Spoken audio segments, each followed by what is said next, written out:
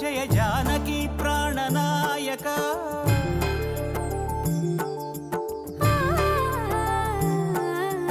జగదానందకారక జయ జానకి ప్రాణనాయక శుభ స్వాగతం ప్రియ పరిపాలక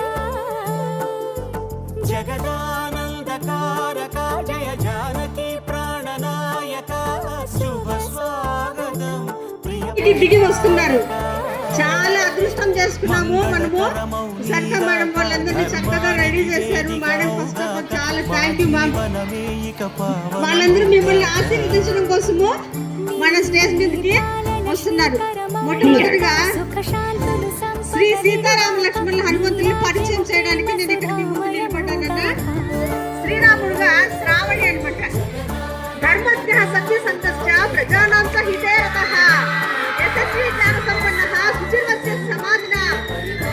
చూడండి, సమస్త ధర్మాలు తెలిసినటువంటి వాడు, ఆడిన మాట తప్పనటువంటి వాడు, సమస్త ప్రాణులకు మేలు చేయటనే విషయంలో ఆసక్తి కలవాడు, గొప్ప కీర్తి కలవాడు, స్వచ్ఛమైన వాడు, ఆశ్రయించిన వారిని రక్షించేటువంటి శ్రీరాముడు ఆదర్శ పురుషుడు. మార్చి 26వ తేదీ మనకి శ్రీరామనవమి జరుగుతుంది.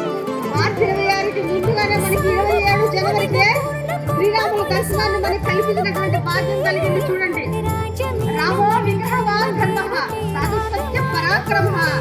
ధర్మమే శ్రీరాముడు, శ్రీరాముడే ధర్మము. రాముడు ధర్మస్వరూపుడు, ఆదర్శ పురుషుడు, ఉత్తమ కుమారుడు, ఉత్తమ భర్త, ఉత్తమ సోదరుడు, ఉత్తమ స్నేహితుడు, మంచి పరిపాలకుడు. పరిపాలకుగా ప్రసిద్ధికెక్కినందువల్ల మనకు రామరాజ్యం స్థాపించాడు అంటాము. సమస్త ప్రపంచానికి ఆరాధ్య దైవాన్ని ఒకసారి నమస్కారం చేసి పూజించుకోండి అందరూ మనసులో. అందుకే అతని స్మరిస్తే అన్ని పాపాలు నశిస్తాయి. అటు విష్ణు సహస్రనామాన్ని, ఇటు శివ సహస్రనామాన్ని కూడా మనము చదివినట్టు అవుతుంది. చూడండి, ఎలాగంటే శ్రీరామ రామ రామేతి మనోరమే, శ్రీరామ రామ రామేతి రమే రామే మనోరమే, సహస్రనామ తత్తుల్యం రామనామ వరాననే.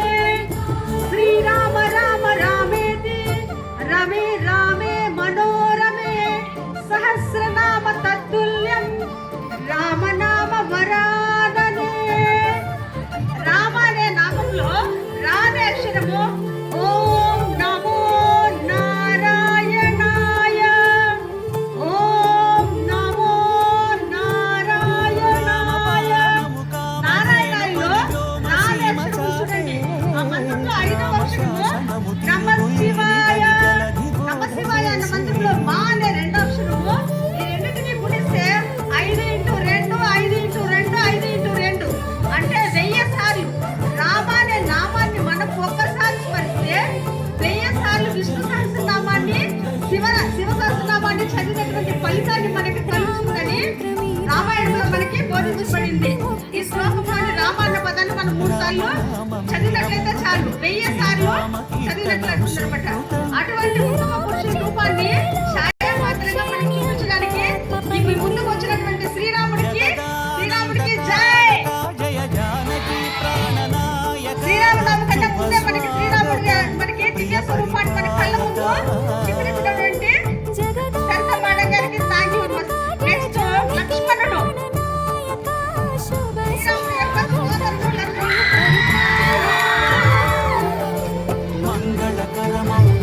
మనందరికి 10th క్లాస్ లో 20 మార్కులు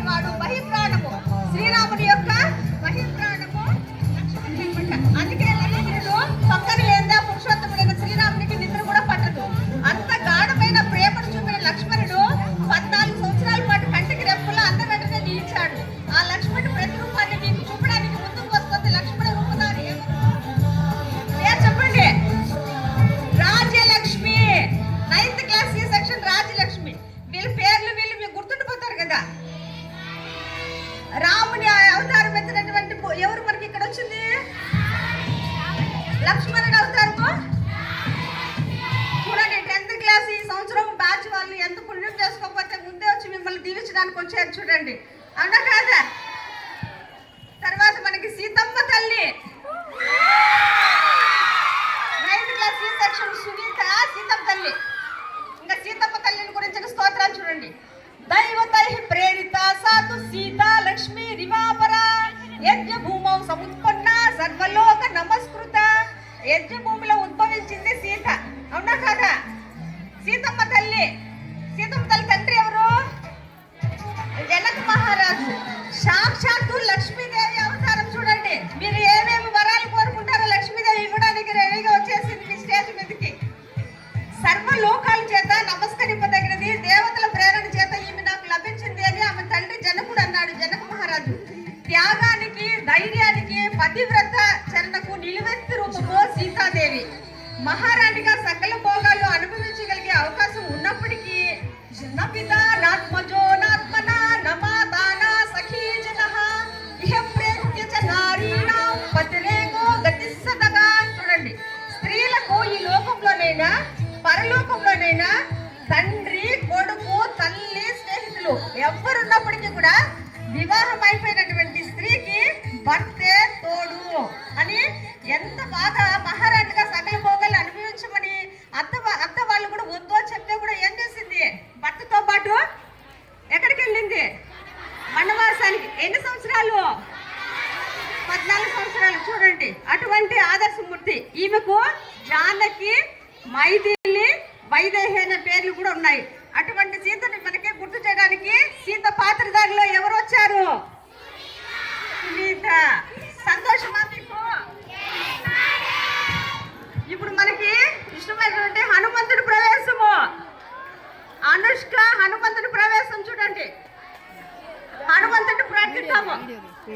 మనోజవం మారుత తుల్య వేగ